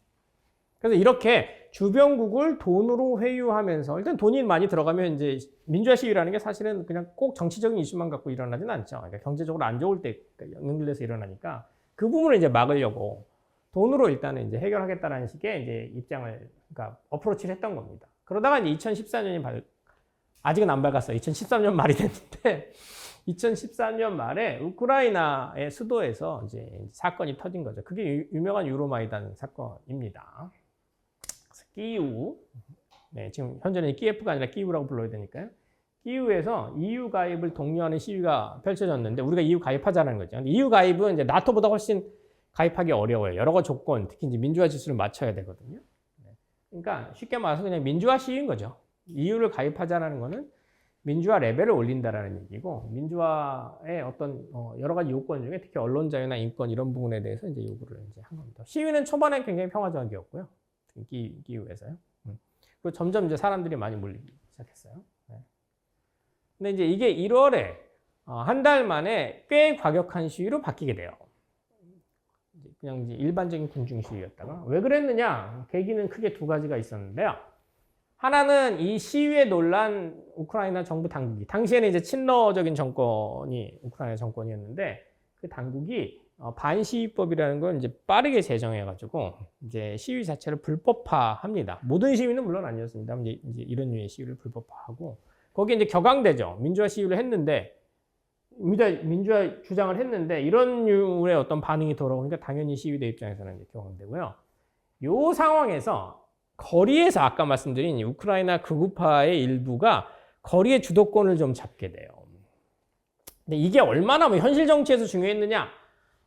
저는 별로 아니었다고 봅니다. 제 개인적인 생각에는 뭐 아니다라고 주장하실 분도 꽤 있을 것 같은데 뭐 얼마나 우크라이나가 더 이 당시에는 국위에 휘둘렸다 이렇게 주장하시는 분도 뭐 제가 알기로는 꽤 많은데 제 생각에는 나중에 결과의 추이를 보면은 당시 현장에서는 뭔가 좀 이렇게 분위기를 일으킬 수 있어도 이후의 현실 정치에서는 크게 영향이 없었어요. 근데 어쨌든 1월에 시위가 과격해지는 데는 이 친구들의 영향이 있어요. 뭐 특별한 구급하냐, 뭐 반데라주의자라고 하긴 합니다만 아까도 말씀드린 동유럽에 꽤 많이 일반적으로 퍼져 있던 그 극우들의 일종이다라고 생각하시면 돼요. 그럼에도 불구하고 이제 반데라주의가 뭔지는 알아야 되니까. 하여튼 이렇게 시위가 강해지는 강해진 결과로 야누코비치 대통령, 당시 이제 친러적인 우크라이나 대통령인데 이 친구가 이제 러시아로 망명하고 하야하고 망명하게 됩니다. 그래서 이제 우크라이나 정권이 이제 바뀌게 되고요. 크게 보면 민주화 시위의 성공인 거죠. 중간에 물론 과정에서의 약간 이제 폭력 시위로 변질됐던 그 삐걱거림이 있었지만 그래도 크게 보면 아래로부터 민주화 시위가 일어나서 보다 민주적인 국가로 일단은 바뀐 거죠. 시스템으로요. 네. 우크라이나 입장에서는 당연히 좋은 일이겠습니다만 러시아 입장에서 봤을 때, 푸틴 행정부 입장에서 봤을 때 이거는 이제 주변부의 민주화 시위의 일단 시작이죠. 그래서 이게 또 성공을 거뒀기 때문에 어떻게 될지 이제 다른 지역까지 번질 수 있고 자기네까지 넘어올 수 있다는 위기의식이 당연히 이제 압도적으로 이제 커집니다. 네. 일단 반데라주의만 간단하게, 이 친구들이 뭔지 모르시는 분들이 많으니까요. 어떤 인간이었냐면, 네, 2차 대전 때, 이제 초창기에는 이 나치의 친위대와에 협력해서 유대인 학살을 적극적으로 같이 했던 친구들이고, 뒤에 이제 나치가 망해서 도망갈 때쯤에는 이제 나름 일종의 이제 게릴라로 활동하면서 주로 폴란드인들을 집단 학살했던 친구들입니다. 친구라고 하기 싫죠, 또. 하여튼 그런 인간들이에요. 그런 인간들이고, 어떤 극단적인 우크라이나 민족주의자에서 이 사람들의 시각에서는 자기네 우크라이나 민족을 억압했던 양대 민족, 그러니까 러시아와 폴란드, 그리고 그 사이에 섞여서 또 자기네들을 괴롭혔던 유대인. 다 싫은 거예요. 그래서 이번 기회에 그거 다 청산하겠다. 이런 식으로 했고, 이게 사실 나중에 반데라주의자들이 숫자가 그렇게 많지도 않았는데, 일종의 게릴라처럼 이제 부락이나 촌락들을 들어가서 이제 학살을 하니까, 사실 이제 몇 명 죽었는지는 정확히는 모르는데, 가장 많이 죽인 숫자를 이제, 가장 많이 이렇게 추정하는 학자는 이 친구들이 30만을 죽였다고 이렇게 추정하는 사람들도 있어요. 도저히 그거는 제가 믿기진 않는데, 현실적으로 거의 불가능한 일인 것 같은데, 어쨌든 그런 추정치가 있을 정도로 꽤 악명이 높았던 친구들입니다. 근데 이제 문제는 오늘날 우크라이나의 극우들이나 또는 이제 아니면 반데라를 영웅으로 믿는 사람들은 반데라 이런 행동까지 잘 몰라요. 그냥 이 사람이 2차 대전 때 그 자기네들을 억압했던 세민족을 향해서 다 싸운 사람이다. 이렇게만 주로 말이야. 실제로 이렇게 많이 죽였다. 뭐 이런 것까지 자세히 알지는 못해. 그래서 이제 우크라이나 서부 쪽에는 특히 이제 인기가 꽤 있어요. 이 친구들이. 그리고 이제 이 친구들이 나름 이제 극우 세력들의, 그러니까 이 반데라가 극우 세력의 나름 이제 뭐라 그래야 되죠? 아이콘 비슷하게 이제 돼 있긴 하죠. 요 인간인데요. 이제 우표까지 됐죠. 그래서 일종의 민족영웅 비슷한 거로 이제 기억이 되니까. 아까 그렇게 민간인 학살 이런 것까지는 잘 기억이 없고, 싸웠다. 빨치산으로 싸웠다. 이런 식으로 이제 기억이 됩니다. 요게 이제 유로마이단 시위의 초창기 모습이에요. 아까 이제 민주화 시위의 어떤 초창기 모습이고. 요 시위가 이제 곧 요렇게 돼요. 아까 이제 1월에 이제. 근데 이 친구들이 거리에서 이제 좀 주도했던 거는 사실이죠. 그런 면에서. 그렇다고 전체적인 시위 방향을 다 주도하고 시위대의 주장까지 얘네가 바꿨느냐? 그렇진 않아요. 시위대 핵심 주장은 어쨌든 민주화였기 때문에. 네. 근데 이제 문제는 얘네죠. 얘네가 이제 방금 그 유로마이단 시위를 보면서 여기 자국 상륙을 우려했는데 하필이면 또 2011년, 12년 넘어가면서 러시아 경제 성장률이 하강세로 바뀌어요. 그 전에는 뭐 여러 가지 뭐 자원 수출이나 등등 해가지고 꾸준히 성장을 하고 있었는데 이때부터 물론 성장이 안 되는 건 아니지만 성장세 자체가 꺾입니다. 그리고 이제 14년 가면 정말 더 낮은 성장으로 가게 되거든요. 1%대로 이제 내려가게 돼요. 그러니까 경제적으로 안 좋아질 거를 전망하는 상태? 그래서 이제 자기의 인기에 자신이 없는 상태. 근데 주변에서 시위까지 이제 민주화 시위가 벌어지고 우크라이나에서는 어떻게 보면 민주화 시위가 성공한 거죠. 그러니까 이제 얘네들이 이제 뭔가 극단적인 선택을 해야 된다라는 이제 생각을 하게 된 거죠. 그래서 국면 전환과 우크라이나를 제어해야 된다. 그러니까 제어한다라는 게 우크라이나 시위가 더 이상 번지게 할 수는 없다. 라는 생각에서 뭔가를 일으켜야 됐고 그 핵심적인 목표는 국내 여론 결집이에요. 그러니까 국내 여론이 자기를 계속 지지하게 만들어야 되죠. 그렇죠? 그러면은 이제 정권의 취약성이라는 문제가 상당 정도 해결될 거 아닙니까? 이거를 이제 반대로 일반의 서방 학자들은 러시아 푸틴 정권이 국내 여론을 동원해서 전쟁을 했다 이렇게들 많이들 해석하는데 저는 그걸 반대로 해석하는 거예요. 국내 여론을 동원해서 전쟁을 한 게 아니라 국내 여론을 올리려고 전쟁을 하는 거죠. 그러니까 전쟁보다 국내 여론을 올리는 게 더 중요한 거고 전쟁은 그거의 수단에 불과했다라는 게 제 생각입니다. 근데 처음에 이제 그래서 국내 여론 결집을 하려면 단순한 전쟁으로는 안 되죠. 그렇죠? 모든 전쟁에 인기가 있을 수는 없으니까. 근데 당시 러시아적 맥락에서 가장 인기가 있을 만한 키워드 2개. 그러니까 모든 국민의 지지를 받을 수 있는 키워드 2개가 요거였다 이거예요. 민족 자결주의, 그러니까 아까 말씀드린 것처럼 우크라이나의 탄압에 신음받고 있는 러시아 민족이라는 거 하고 그 다음에 전쟁 기억 되살리기죠. 왜냐면 우크라이나가 나치화되고 있다라는 선전을 이제 러시아는 계속 해야 되니까 우크라이나가 나치화된다면 전쟁이 재발할 수 있는 거죠. 그렇죠? 네. 실제로 전쟁이 얼마나 죽었냐면 제가 항상 하는 얘기입니다만 입에 달고 사는 얘기입니다만 2,700만이나 죽었어요. 그러니까 나치하고 소련하고 싸울 때 이거는 이제 미국의 모학자가 계산한 바에 의하면은 그 전쟁하는 기간 동안 시간당 1,000명씩 죽은 숫자랍니다. 4년 동안. 동맹국이었던 영국은 한 40만 좀 넘게 죽었거든요. 40만도 많이 죽긴 했죠. 그렇죠. 작은 숫자는 아니지만 나중에 얄타에서 무슨 삼국이 만나서 뭐 어쩌고저쩌고 할 때 그 전쟁 기여도라는 또는 전쟁의 피해라는 거에서 도저히 비교가 될 수 없는 숫자죠. 2,700만 대 40몇만이라는 거예요. 그러니까 이 당시 소련 사람들의 마인셋이나 또는 이 사이콜로지를 좀 이제 뭐 당연히 이해해야 되고 이런 부분에서는 근데 바로 그 기억을 되살리는 거예요. 뭐 그 전부터 사실은 전쟁 관련 출판도 많고 했습니다만 이때 더 집중적으로 이제 하고요. 그러면 이제 우크라이나에서 나치가 정권을 잡는다라는 거는 이게 이제 엄청난. 만약에 우리를 비교해 보자면 뭐 예를 들면 대마도에서 제1교포가 엄청난 탄압을 받고 있는데 일본에 우길기를 든 애들이 정권을 잡는다. 뭐 이런 느낌인 거죠. 그럴 때 이 여론 결집이라는 게 가장 용이한 어떤 그런 소재 두 가지가.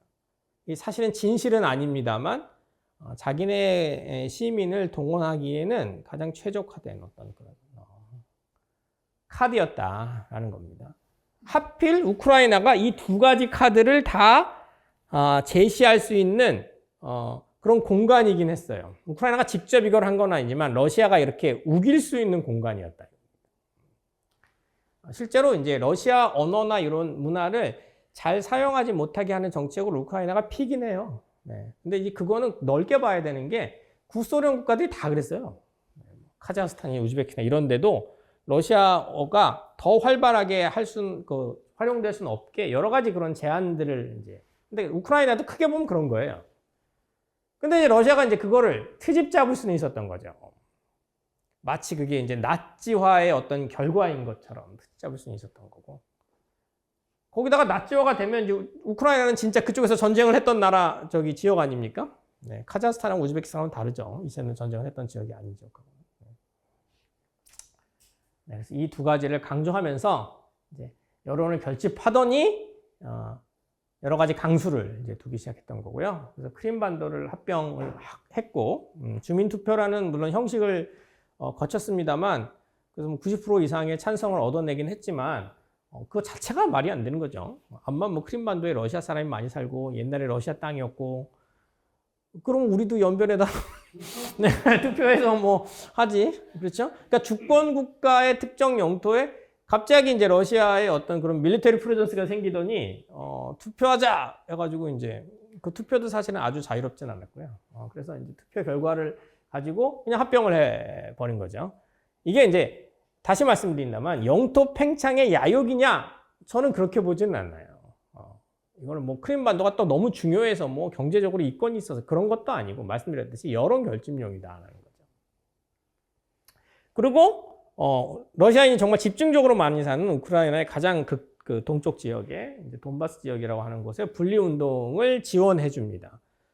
뭐 그냥 단순한 지원 수준이 아니라 꽤 이제 불법적인 지원 내지는 이제 또 반대로 이제 이런 분리 운동을 원하지 않는 쪽들을 탄압하기까지 하면서 어쨌든 이렇게 좀 강제적으로 지원을 해요. 근데 뭐 잘 아시겠습니다만 유럽의 분리 운동 원래 많잖아요. 사방에 있어요, 사실은. 네. 근데 이거를 그 옆에 있는 큰 나라가 직접 이렇게 군사적으로 지원하는 케이스 이런 거는 이제 드문 거죠. 그렇죠? 전에 스코틀랜드 분리하려고 그랬을 때 혹시 미국이 자기네들 거기 원래 이민자가 그쪽에서 많이 왔다 그러면서 이제 많이 군대를 보냈다. 상상이 안 가지 않습니까? 근데 약간 그런 거예요, 이런 거는요. 네. 그래서 사실상 이게 이제 내전이 격화되면서 전쟁 가능성이 생기게 됐고, 일본은 이미 교전 상태에 이제 들어가게 되었습니다. 네. 그래서 이제 2014년이면 이미 교전 상태니까 러시아 입장에서 우크라이나를 제어하고 민주화 시위의 어떤 번짐을 막는다라는 이유로 이미 전쟁을 시작하려고 한 거나 마찬가지예요. 크림반도 합병이라는 것도 사실상 전쟁이라고 볼 수도 있고. 네.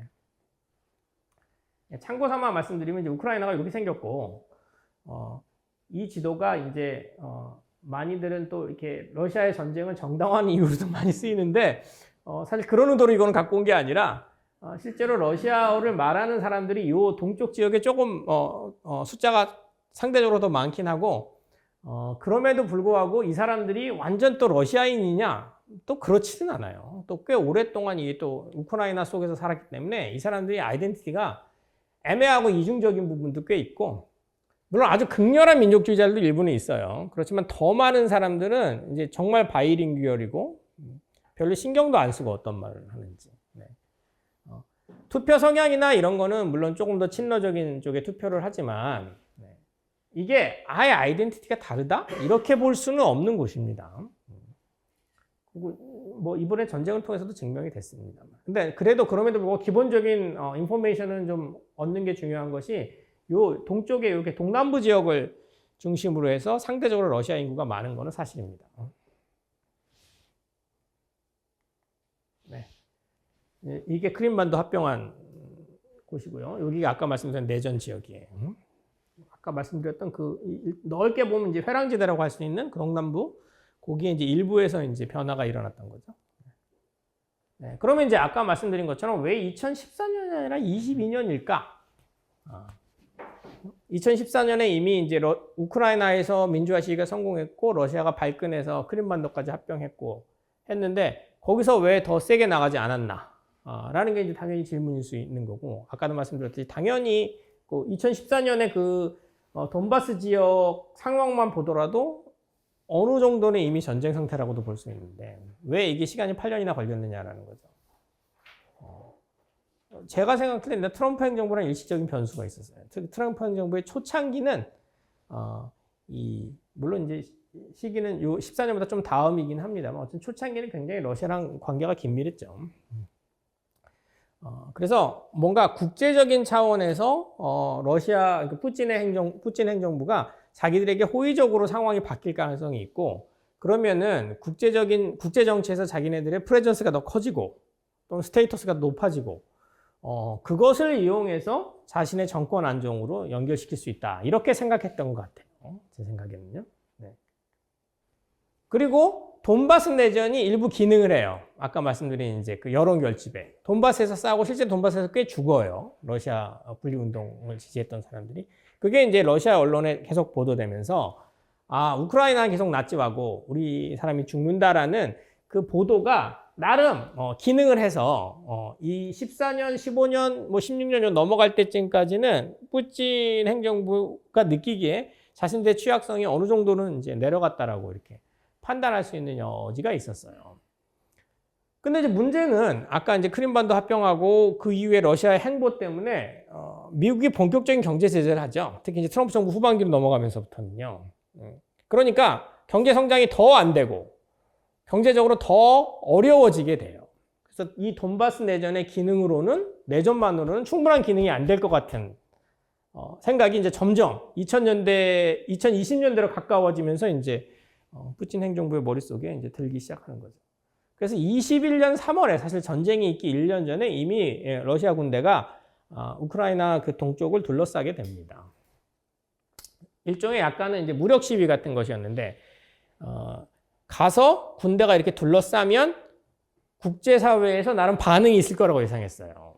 특히 미국이 적극적으로 나올 거라고 예상을 하고, 미국이 여기서 만약에 그냥 아까 돈바스 내전을 통째로 끝내자라는 조약을 이제 주도하면서 그 땅을 러시아에 병합시키는 걸로 이제 결론이 났으면 푸틴 생각에는 그 정도로 이제 충분한 성과이고, 그래서 역시 다시 자신들의 정권의 안정에 이제 큰 도움이 된다. 정권 안정에 이제 결정적인 어떤 역할을 할 것이다라고 기대했던 거죠. 근데 뭐 이때는 국내 언론이 거의 보도를 안 했는데 전쟁 나자마자 난리 났습니다만 21년 3월부터 2월까지 거의 반응이 없어요. 국제사회가요. 그래서 이제 푸틴 입장에서는 더 그러니까 더 어려워진 상황이 됐죠. 보내서 뭔가 반응이 있을 줄 알았는데 반응도 없고 국제사회. 그렇다고 다시 그냥 불러?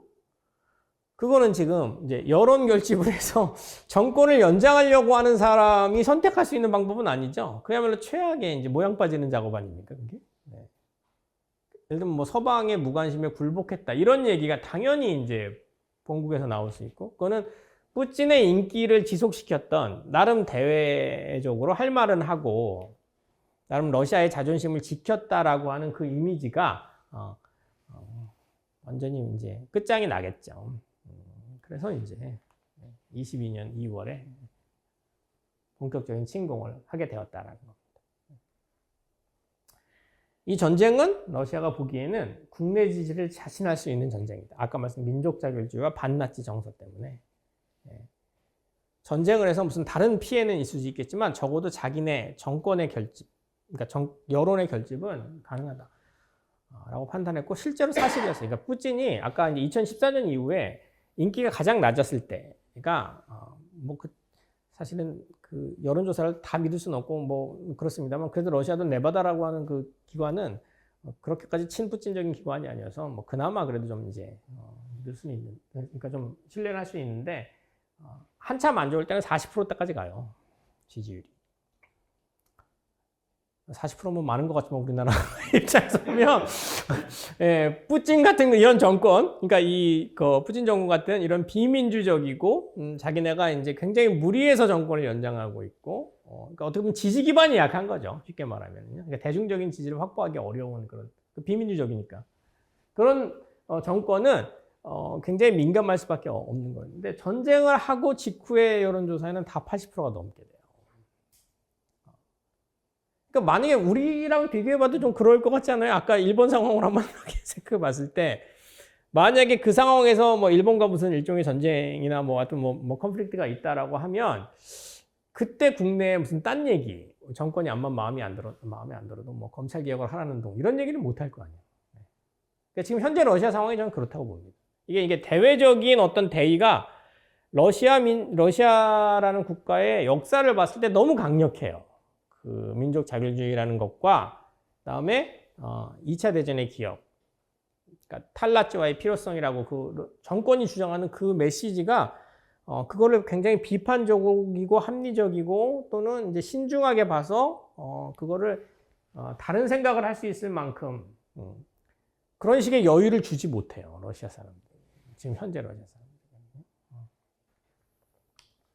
네, 그래서 러시아의 전쟁 목적이 이렇게 봤을 때 결국은 이런 거죠. 우크라이나의 전역 점령, 그러니까 전역 점령에는 아까 말씀드렸듯이 주변국을 다 이제 통제하고 실지 회복이라고 해가지고 잃어버린 영토, 그러니까 예전 특히 러시아 제국 시대에 가장 컸던 영토까지 먹는 거, 그리고 그 넘어서 추가적인 팽창, 미국 질서에 대한 도전으로 뭐 유럽을 다 꽤 이제 뭐 유라시아적인 어떤 뭐 사고나 아니면 집단주의적인 어떤 그런 가치를 전파하겠다, 이런 류의 전쟁은 전혀 아니다라는 겁니다, 제가 생각할 때는요.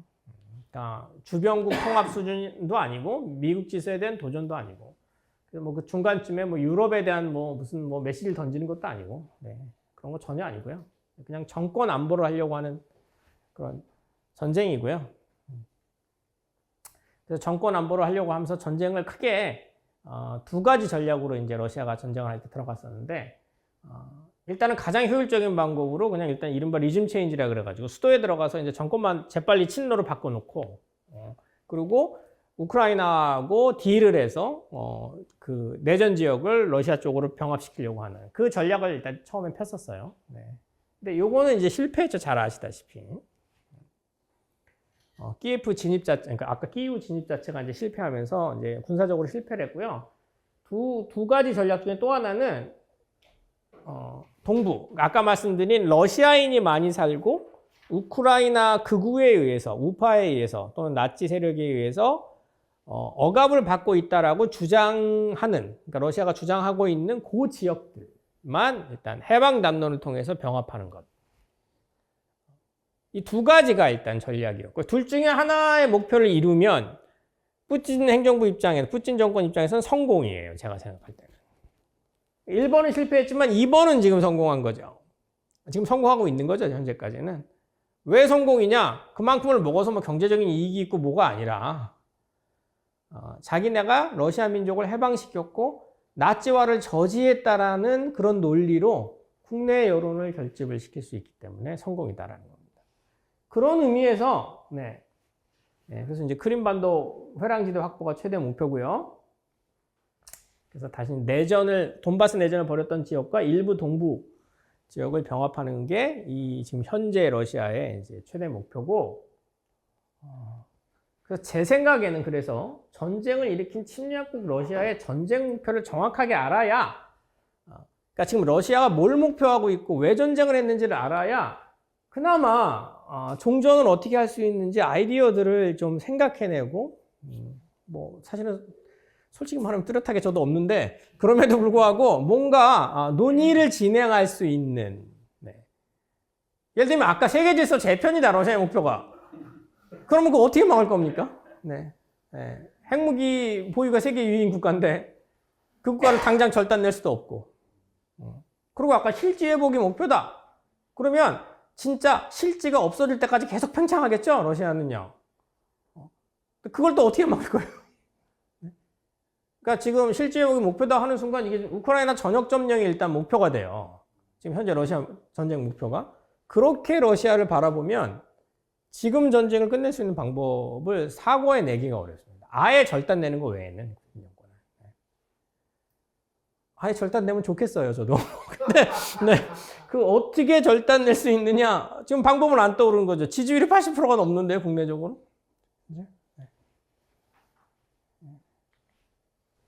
그래서 말씀드렸듯이 푸틴은 지금 정도 수준에서의 승전을 사실상 원합니다. 제가 보기에는 그렇습니다. 이걸 뭐 겉으로는 말 안 하고 뭐 열심히 더 싸워라 뭐 이렇게 말하는데, 그래도 지금 아까 지금 동쪽에 러시아 억압받고 있다라고 이 사람들이 주장했던 그 동쪽의 지역을 나름 얘네들 표현으로 해방하는 수준에서 끝나면, 사실 작년 11월에 이미 병합 절차까지 밟았잖아요. 거기서 딜이 돼서 끝나면은 푸틴의 입장에서는 자기네가 성공이니까 당연히 종전 그 협상에 임할 그런 아마 의지가 있을 걸로 봐요. 근데 이제 이거를 이렇게 판단하지 않고 러시아가 우크라이나 전역 점령을 목표로 하고 있는 거고 여전히 공세적이다라고 보면서 접근하면은 이제 그런 차원에서는 아예 아이디어가 안 생기죠, 지금. 그러면서 이제 서방 언론은 무책임하게 뭐 우크라이나가 대공세를 통해서 전쟁을 끝낼 거라고. 그리고 무슨 서방이 무기를 좀 지원해주면 우크라이나가 뭐 결국은 다 몰고 내려가서 끝낼 것처럼 지금 막 얘기를 하고 있고, 특히 6월 달에 그 대공세를 펼칠 때 한참 그런 얘기가 나왔죠. 근데 지금 뭐 9월에 보면 좀 이따 지도 보여드리겠습니다만 사실상 성과가 하나도 없었고요. 인명피해만 어마어마하고. 근데도 또 파렴치하게 엊그제 뭐 영국 언론을 봤더니 뭐 올 연말까지는 또 끝낼 수 있지 않냐 뭐 이러고 있더라고요. 그건 정말 정말 파렴치한 어떤 그런 해석이고 지금 현재의 지금 상황을 잘못 보는 건데요. 문제는 지금 이거죠. 지금 현재 이제 종전의 가능성은 푸틴이 여기서 멈춰서 끝내려고 하는 속내가 있는데 이걸 누군가가 건드려서 딜을 하느냐 라는 것이 지금 가장 현실적인 부분인데요. 이거 쉽지 않죠.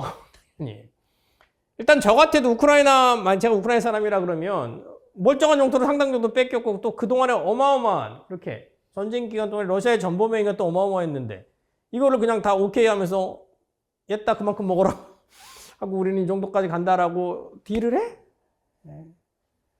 쉽지 않은데 실제로 우크라이나가 검토했었어요. 작년 봄이나 초여름까지도 이런 정도였던 딜을.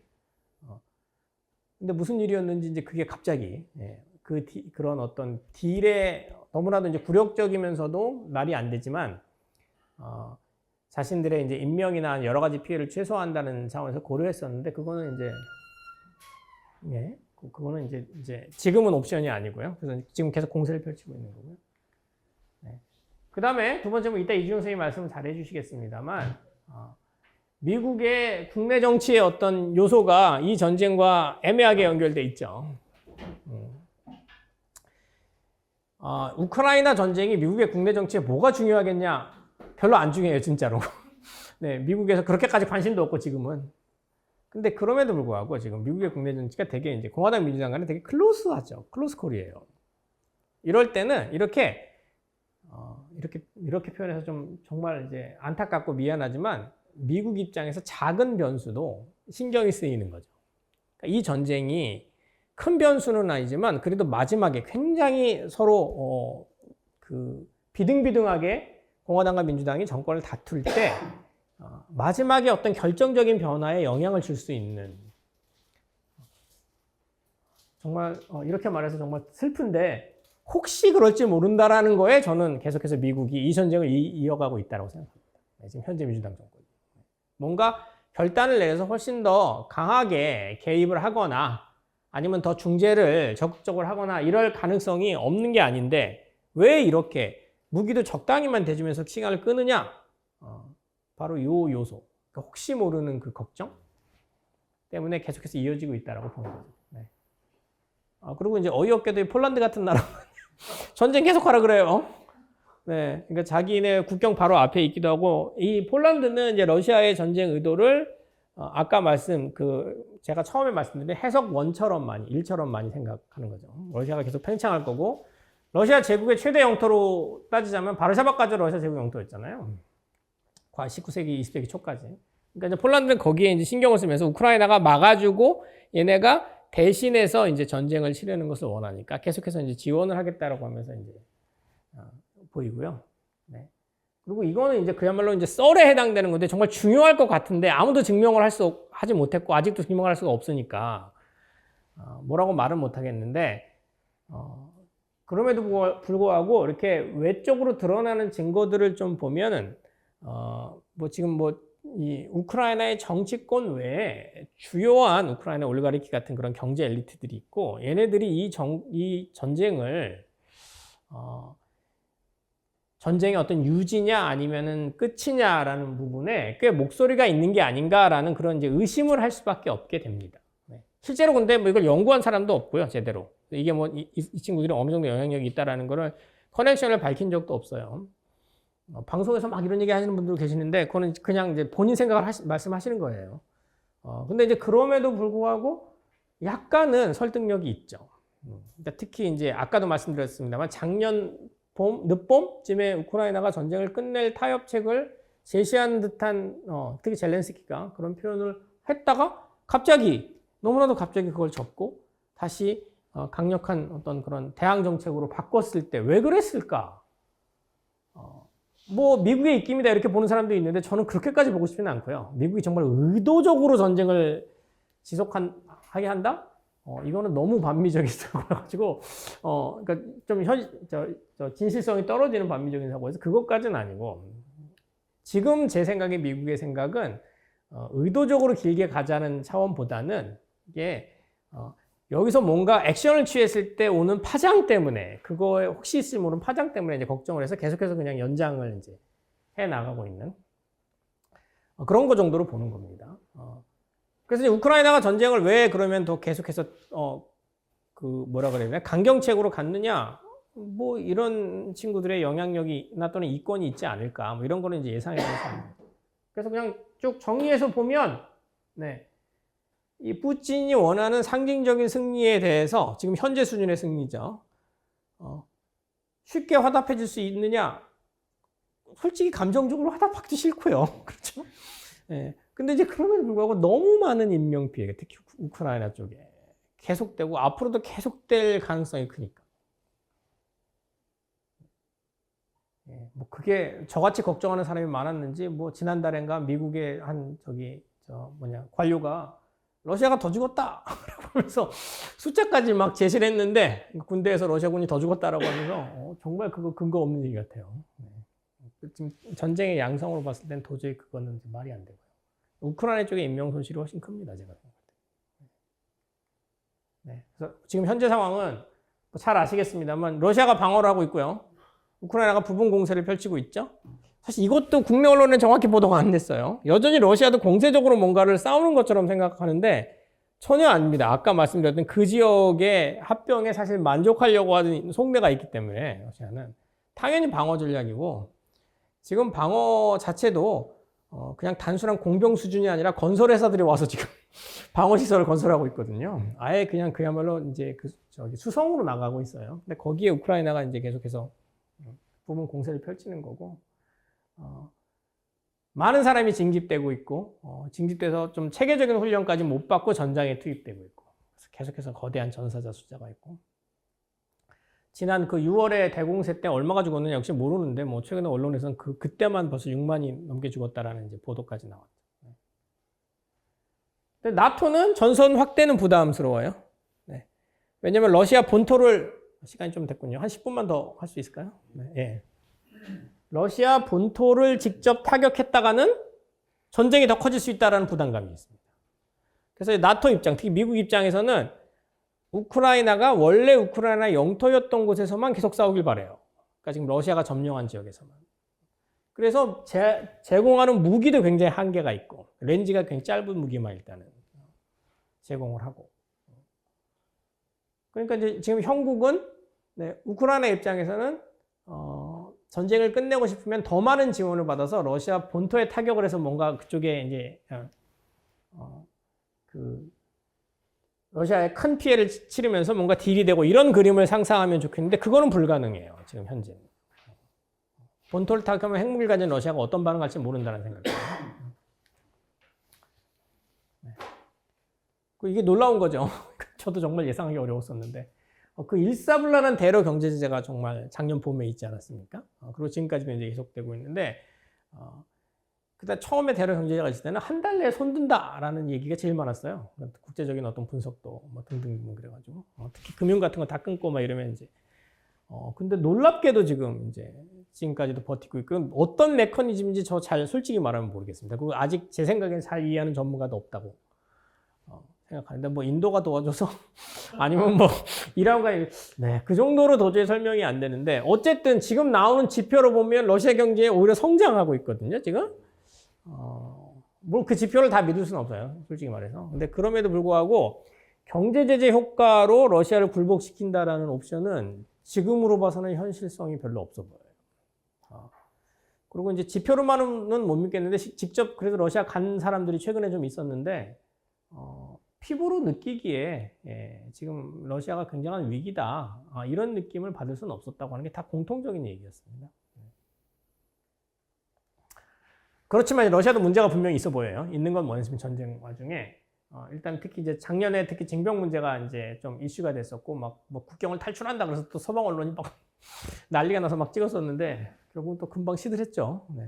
요새 언론의 특징인 것 같아요. 막 신나서 얘기하다가 아니면 말고 막 이런 식인데 그럼에도 불구하고 어쨌든 이게 러시아가 전쟁이 장기화되는 와중에 이 보병 숫자가 충원이 어려운 어떤 그런 부분은 분명히 있는 것 같습니다. 특히 왜 그러냐면 2010년대 초반에 이제 러시아가 군개혁을 대대적으로 했는데 이게 좀 세계적인 추세 개혁이었어요. 그러니까 보병 숫자를 확 줄이는 이제 군개혁을 했고 다른 나라들도 꽤 많이 했고 이제 안 한 예외적인 나라가 우리나라죠. 그렇죠? 여전히 이제 보병이 많은 나라인데 그 개혁 이후에 전쟁이 이렇게까지 이제 좀 장기화되면서 특히 좀 상대적으로 이제 재래식 전쟁의 전형적인 그러니까 시가전을 펼친다든지 특정 지역에서의 어떤 공방전 이런 것들까지 예상은 못했던 것 같습니다. 제 생각에는요. 그래서 여기에 분명히 난관이 있고 이게 혹시 변수가 될지 모르겠고요. 가장 판타스틱한 시나리오는 이거죠. 러시아에서 내분이 일어나거나 아니면 정말 반전 시위가 막 일어나면서 푸틴 정권이 내려오고 그러면서 러시아 군대가 다 철군하고 그러면서 이제 아름다운 막 이 화해가 이루어지는 이게 정말 아름다운 모습인데 현실성이 있어 보이진 않습니다. 아까도 말씀드린 지지율이 80%가 넘고 자꾸 제가 비유를 합니다만 그 일본의 우길기를 뭐 드는 애들이 정권을 잡고 있다라고 우리가 믿고 실제가 아니어도 걔네가 실질적인 영향을 행사했다고 믿고 걔네들이 또 마치 제1교포를 탄압하는 듯한 모습이 보이는 상황에서 우리나라가 만약에 그 당시에 뭐 반전 시위를 어마어마하게 하느냐? 그런 거 상상하기 좀 어렵잖아요. 지금 러시아도 좀 그런 상황이에요. 말씀드린 대로 미국의 선거들 작년 11월 중간선거에 기대를 좀 했죠. 이때 누가 하나 크게 이기거나 크게 졌으면은 뭔가 결정적인 그러니까 결단을 좀 내릴 줄 알았더니 아이고 중간선거가 살상 비겼고 그래서 그 2년 후에 대선으로까지 지금 국면이 넘어간 상태. 아주 최근에 7월 초에 우크라이나에서 타이어반이 등장했었어요. 이거 다 젤렌스키가 오랜만에 정말로 크림반도 북부 지역까지만 자기가 회복을 하면 끝낸다 라는 말을 했는데 저는 이슈가 될 줄 알았거든요. 바로 잠잠해지고 다시 네, 오히려 그 6월 공세가 이어져서 7월까지도 그냥 공세를 계속하다가 어마어마한 이제 전사자만 있었는데 이때 혹시 저는 뭔가 좀 약간 변수가 있으려나? 그러니까 이 일정 정도 지금 현재 러시아가 장악한 지역을 그대로 둔다기보다는 일정 정도만 우크라이나가 수복을 한 상태에서 그냥 끝나는 게 혹시 가능성이 있으려나 생각했는데 그거 자체가 물론 이제 기분 좋은 결론은 아니죠. 그래도 지금 이렇게 어마어마한 인명피해가 의미 없이 이어지는 거에 비하면은 어쨌든 뭔가가 이런 류의 어떤 흐름이라도 생기는 게 좀 기대가 될 만한 상황이어서 기대를 했는데 그 이후에 돌아오는 거는 자꾸 드론 타격 뉴스만 나오고 네, 오히려 이제 나중에 가면은 약간 이제 전쟁이 이런 식으로 흐지부지 결론이 나는 찰나에 예전에 체첸 사태처럼 우크라이나의 일부가 러시아의 이제 일정 정도 지역에 자꾸 테러를 하는 형식의 뭐 이런 식으로 추이가 전개될까 이런 어떤 우려도 꽤 드는 지금 상황이에요. 지금 드론 타격이라는 것도 뭐 정부가 지금 물론 이제 군대가 하는 거겠지만 실제적인 뭔가 이런 뭐 군사적인 의미에서의 결론을 내는 게 아니라 평범한 민간인들에게 피해를 주면서 이제 공포심을 자극하고 그러면서 뭔가 이제 정치적인 결단을 요구하는 그런 흐름들이잖아요. 이게 전형적인 20세기의 어떤 테러의 모습인데 그런 모습들이 혹시 드러나나 이런 걱정이 지금 좀 있습니다. 네, 이게 2022년 5월에 아까 말씀드린 이제 저 끼우를 사실상 이제 점령하는 걸 러시아가 포기한 상태에서 이렇게 동쪽 요 회랑지대를 점령한 형국이에요. 이게 지금 어떻게 변했는지 한번 보세요. 2022년 5월입니다. 그러니까 전쟁이 한 석 달 좀 채 안 됐을 때죠. 이게 22년 8월이에요. 네. 뭐 일정 정도 변화가 조금 있지만 거의 똑같죠. 그렇죠? 23년 3월입니다. 네. 이 23년 초에 이쪽 지역을 우크라이나가 일부 회복을 하고 그다음에 요 중요하다고 막 얘기하는 헤르손이라고 하는 지역을 일부 찾아오게 돼요. 그래서 이제 이때 또 막 서방 언론에서 난리가 났었죠. 우크라이나가 이기는 거다 뭐 이랬는데 사실상 러시아의 후퇴는 조금 자발적이었어요. 그러니까 그 앞에 지역에서 방어하기 어렵다라는 생각에 방어 용이한 지역으로 뒤로 이제 후퇴를 했는데 전체 이 아까 말씀드린 구도, 이 동남부의 회랑지대를 러시아가 장악한다라고 하는 그 구도에는 전혀 영향이 없는 6월달 대공세 시작되기 직전의 모습인데 똑같죠, 역시? 네. 대공세를 했던 7월 똑같아요. 네. 8월 똑같아요. 바뀌었나 했더니 이게 9월 6일이에요. 그제 역시 똑같습니다. 네. 부분적으로 물론 이런 데서 전투가 계속 있고 이제 어떻게 보면 의미 없는 어떤 그런 죽음들이 계속 이어지는 너무 안타까운 상황인데 이 구도는 그대로고요. 그러니까 러시아의 드림 시나리오는 여기 오데사까지 이제 여기 특히 러시아 인구도 많고 그래서 이렇게 회랑지대를 다 이렇게 쌓는 거거든요. 그러면은 이제 뭐 여러 가지 면에서 자기네가 이제 아까 말씀 여론 결집부터 시작해서 뭐 역사적인 뭐 중요한 도시도 장악하고 뭐 다 이제 주장할 수가 있는데 오데사까지 장악하면 우크라이나가 갑자기 내륙국이 되죠. 그거는 도저히 이제 우크라이나가 받아들일 수 없을 뿐만 아니라 국제사회에서도 그건 말이 안 될 것 같아서 제 생각에는 여 수준에서 지금 러시아는 이제 끝내려고 하는 것 같습니다. 네. 1분만 마지막으로 예상된 결과는 이게 진짜 뭐 역사가로서 보통 하는 일이 아니고 뭐 국제정치 전문가들이나 이제 다른 분들이 하시는 말씀입니다만 그래도 한번 그냥 빠르게 지금 제가 이야기한 것을 토대로 예상될 결과를 보면 국제관계 대변동은 당연히 없어요. 왜냐하면 국제관계 대변동을 의도하는 전쟁이 아니기 때문에 수세적인 전쟁 목표고 그러니까 아까 정권 안보를 위한 전쟁이고 뭐 일부는 중로동맹이 굉장히 강화되면서 세계에서 재편을 올 것이다 그러는데 이미 최대한 좋았어요. 전쟁 시작되기 전까지도. 그리고 둘이 지금 이런 세계를 꿈꾸느냐? 저는 중국의 지금 현재 움직임이 전혀 이런 거랑은 거리가 멀다고 봅니다.